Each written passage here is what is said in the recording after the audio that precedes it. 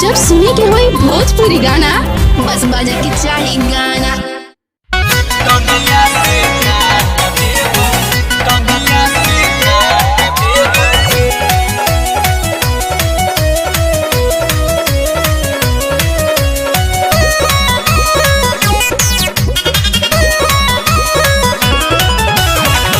सबका के बीमारी तो दिमाग से हटाइले, तोरे हियौ तोरे रहबौ कीड़िया खियाइले।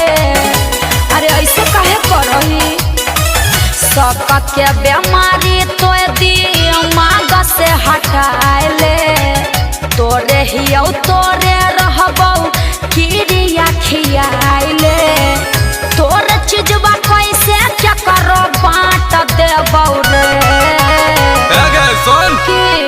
देखबौ जब तोरा कौनो छौड़ा साथे टंगिया से काट देबौगे। अच्छा। छौड़ी देखबौ जब तोरा कौनो छौड़ा साथे टंगिया से काट देबौगे। तोरा सिवा केकरो नहीं देखे।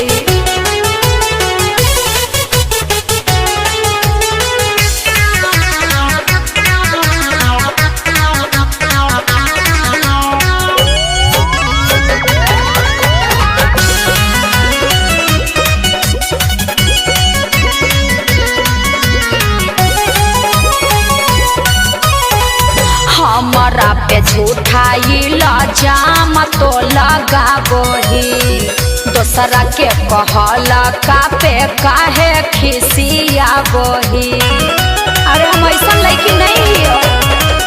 अखिया से देखबौ तौ करबौ नहीं माफ गे। ठीक हो। मुखिया सरपंच कोई नहीं करतौ इंसाफ गे। तोरा सिवा के करो नहीं आट देबो रे। बात काहे न बुझही? देखबौ जब तोरा कौनो छौड़ा साथे टंगिया से काट देबौगे। गे छौड़ी देखबौ जब तोरा कौनो छौड़ा साथे टंगिया से काट देबौगे। टंगिया से काट देबौ, टंगिया से काट देबौगे।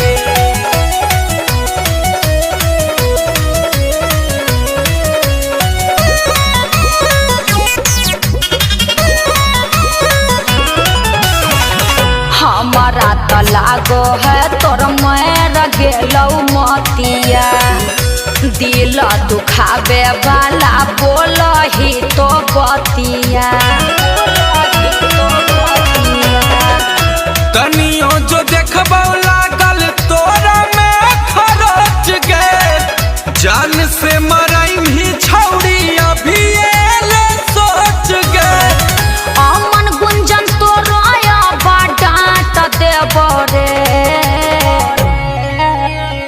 देखबौ जब तोरा कौनो छौड़ा साथे टंगिया से काट देबौगे।